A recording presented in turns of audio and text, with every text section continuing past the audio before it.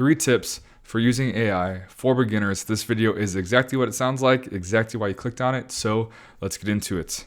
So AI, or an LLM, which is typically what people mean when they say AI, and ChatGPT is a large language model. Claude is a little bit better version of that. Cursor is a coding and kind of computer science specific version of that. For the sake of this video, AI means these things. So AI is not going away and only going to get better. It is not as scary as you might think. It is a skill just like anything else, which consequently means that you can and will get better at it.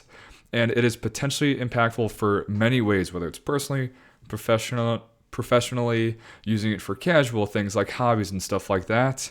And that is what I want you to fully believe and buy into about using AI. So first, we have to understand how AI actually works, or these large language models. And I'll use ChatGPT as that's basically the brand name. But whatever you type in a ChatGPT, it basically just picks the words that it thinks is in the best order to give you the best response, right? So by default, it gives you what the average stock answer is. And the idea or phrase that comes to mind when I think of this is like task failed successfully. So if you say, hey, write me a 2-paragraph cover letter that talks about how I'm a hard worker and I'm a team player and I have, all of the prerequisite qualifications in the job posting, and then you read it back and you're like, this is the most basic, like copy paste type of cover letter there is. This is so cringy to read. It's like, well, yeah, that's technically what you told it to do, right? You didn't give it personality. You didn't give it more examples and kind of things like that. So learning how to use AI, and what I'm trying to teach you today, is basically how to give it the best input for it to give you the best output. An overview of the 3 points, as well as just the flow and structure of this video, is first, prompts are an art. They're an art form, and they are long. You have to be as specific as possible. You have to give it actual examples, and then I'll give some examples of just how I prompt and what I've kind of learned along the way, as well as my tips at the end. And each kind of point is going to have my argument or my point, an analogy or an example to kind of bring it full circle, and then end with like an actionable tip. So first, understanding what prompts are, and a prompt is basically what you type into ChatGPT. And the example or analogy that came to mind was, think about playing Pong, right, which was like the first video game, and the controller that it takes to use Pong, right? It has the wheel and 1 button. And for Pong, that controller is perfect. It's not too much, it's not too little, it gets the job done. And then AI, ChatGPT, is an Xbox, right? You can play with people across the world instantaneously, right? There's so many different games and everything like that. And consequently, you need a controller that has way more buttons, way more functionality. There's a joystick for each thumb, buttons for each thumb, and there's buttons for each index finger and middle finger. And even my controller, there's literally buttons on the backside, so you don't have to take your thumbs off the joysticks to hit the buttons, right? So you could use a Pong controller to play Xbox, but it's not going to go very well. And consequently, you could use an Xbox controller to play Pong, but you're only going to use, 1% of what the controller can do. So it's understanding that, yes, if you want to play Pong, great, but don't expect it to be as satisfying or as fun or as challenging as Xbox games, right? But on the flip side, don't expect to play games like Call of Duty, Fortnite, Madden, NBA 2K with a Pong controller and expect to have any success. So I'm not saying that you have to be a top 1% Xbox player in the world, but if you want to play Xbox games, you have to learn the basics of using an Xbox controller, all of the different buttons, and then you'll get better over time. So I think prompts and prompting is an important distinction than saying searching, right? And if we think about Google, basically it's kind of just one bullet point, and then you hit enter, and then you kind of just scroll through the results, right? But prompting is long, and prompting requires paragraphs, right? So prompting and searching, paragraphs, bullet points. And admittedly, this is one of the more frustrating things at the beginning, is I was just learning more of how to prompt it. I was following creators on TikTok and stuff, just giving little tips and tricks. And I'm like working on my prompt. I'm just like, why is this so thorough? Why is this taking so long? Right? Because I was so used to just Google, literally not even a full sentence. It was just a bullet point for me to get kind of what I wanted. So understanding and accepting that prompting is an art and prompting is long. It's not going to feel like searching on Google or whatever it is. And this just goes back to the input versus output. The more information and detail you give AI, the better output it's going to give you consequently in return.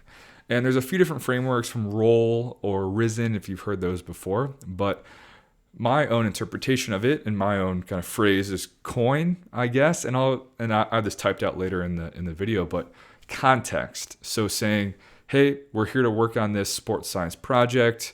The objective is this, right? O is for output. What is the final result? What do you want it to be? Be very detailed. Input. So saying, hey, here's my data. Here's an example of a graph that I really like if the end goal is a graph, and just giving it as much information and specifics and things like that, as well as, input or instruction. Say, hey, I want to do it like this.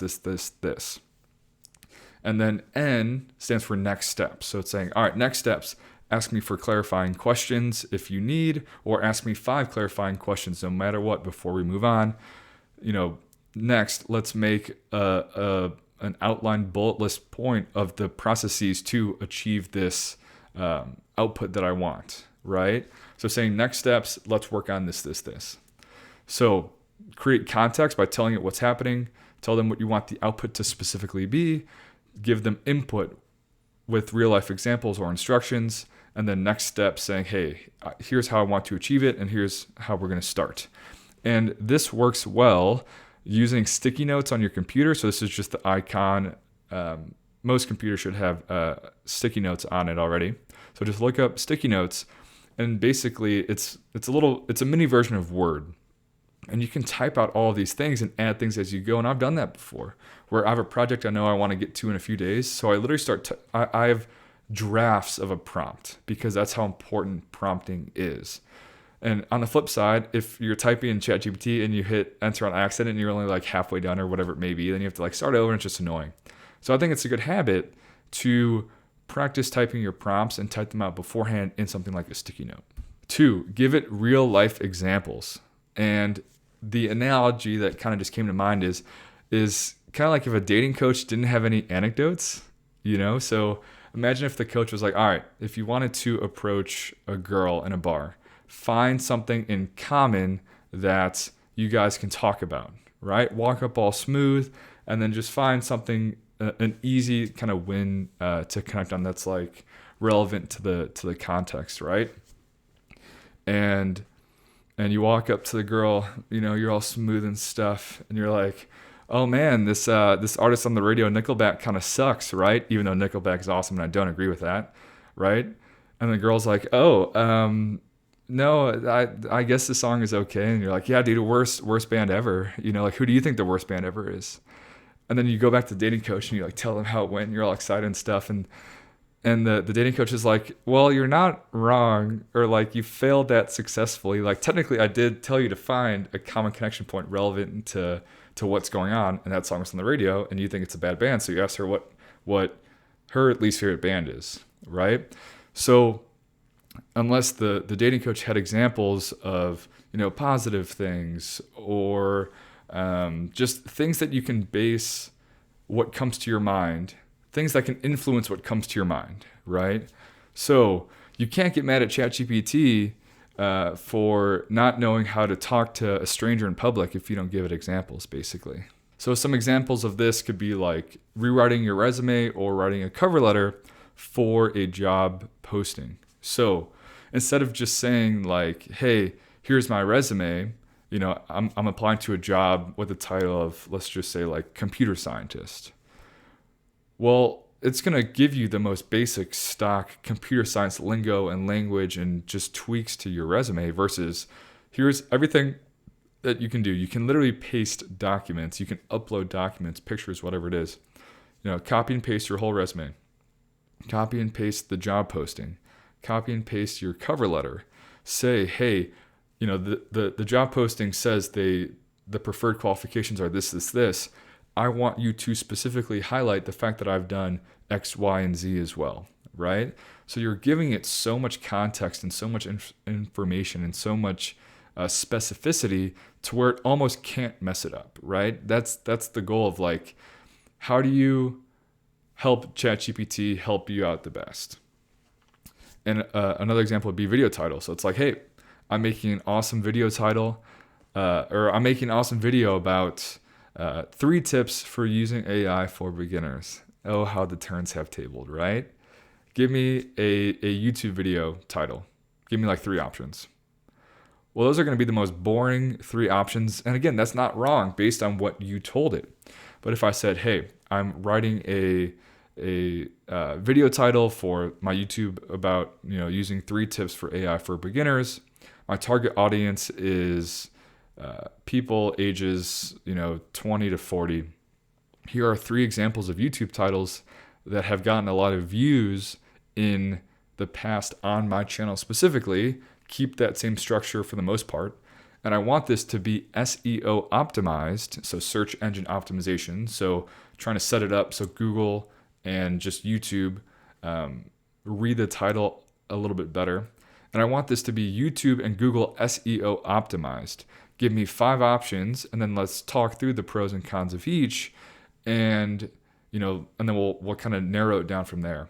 And yes, that takes way too long than it feels it should to type out, but you would be so impressed because the output is going to be better, but you don't know how much exponentially the output is going to be better from that. And this is pretty similar to give it real life examples, like copying and pasting your actual resume, the actual job posting, or successful YouTube titles in the past. But you have to be as specific as possible down to every single word that you type in. And here's an example. So I was making a spider plot to highlight an athlete of mine's kind of abilities. And not just with the spider plot, I wanted the data to be on it as well, right? So, kind of the both pieces of information work off each other. And once I had the spider plot, the graph looking how I wanted it to look, I said, sweet, we already calculated this data before. Now just put the graph underneath the spider plot. And then I hit enter. It gave me the code. I copied the code from Claude. I pasted it into RStudio where I was creating the plot. And the data and the table was just a little bit smushed. Basically, like some of the words were just overlapping. So it's kind of like if it was like this, I just wanted it to be just a little bit more like that. So each line of the data and the numbers had its own space and it was more legible. So then I literally responded and I said, almost there, period. It's a little bit smushed. Make it, give it a little bit more space. And I just said it. So Claude in this case thought it was everything. So then it took the graph and it blew up the graph. And if you're a human, you would know that like literally the prompt before was specifically about the chart and the data below. So a person would understand, hey, let's work on this chart. Hey, it is a little smushed. Let's fix it. Well, you're assuming is the plot versus like AI is not that smart. It takes everything you say literally. So it's like, technically, I said it is smushed. Well, you failed successfully because you blew everything up instead of just what I was focusing on. So down to every word, keeping your language as specific as possible, not saying it or that or whatever it may be. So it takes everything literally. It has no critical thinking. And my buddy had a quote where he's like, well, if it makes you feel any better, computers aren't wrong. So really, you can't blame or say, why doesn't it get it? You have to take a step back and ask yourself, like, all right, how can I phrase this? How can I prompt it a little bit better? And it's kind of like having a golden retriever kind of assistant. So, if you just say, all right, are you ready to get going? And then it just like takes off and starts doing everything. It's like, whoa. No, I want you to ask clarifying questions before we start. Or, hey, let's write out our bullet point list of what we're doing first. Or ask me, if we have our 5 steps, I want you to ask me confirmation and don't move on until we've agreed on the step that we just finished.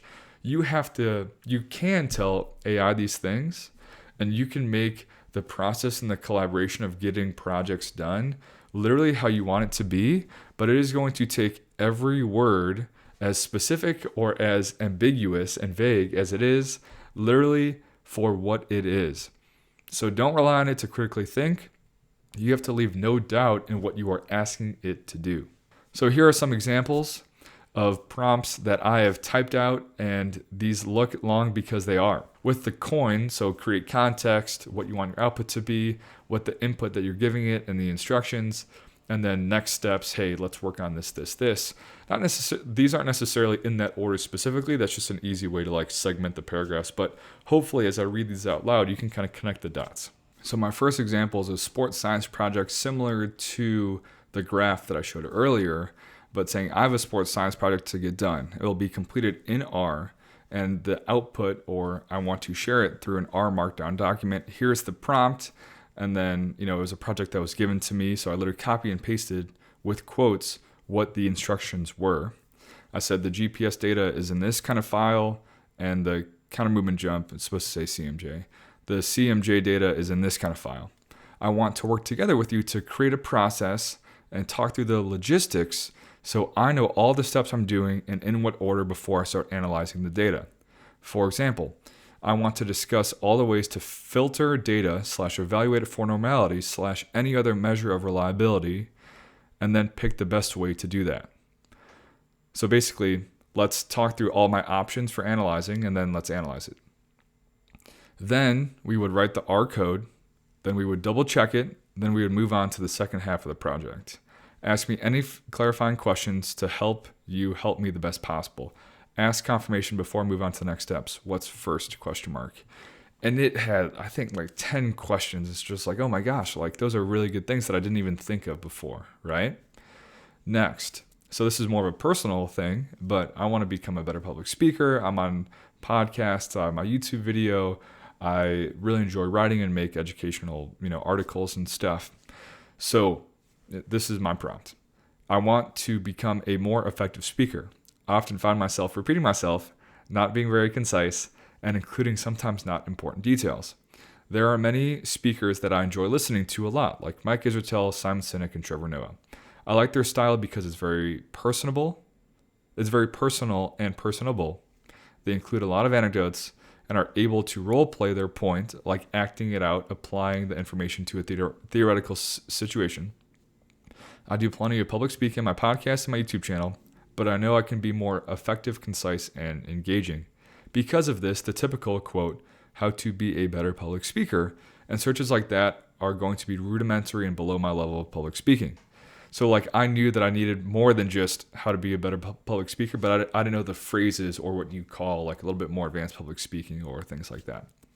As well, I want this information to transfer to my writing, as writing is just thinking on paper. Enter. Give me a list of resources to learn more about more advanced public speaking, thought processing, and writing skills. This could be people to follow, searches on Google, and so on. Just phrases, right? Ask any clarifying questions you need to help me become a better thinker, speaker, and writer to be more concise, engaging, and personable, right? So using AI, so imagine that, what ChatGPT is going to tell me versus me just Googling how to become a better public speaker, advanced tips, right? So just examples of how you're creating context. You know what you want it to give you.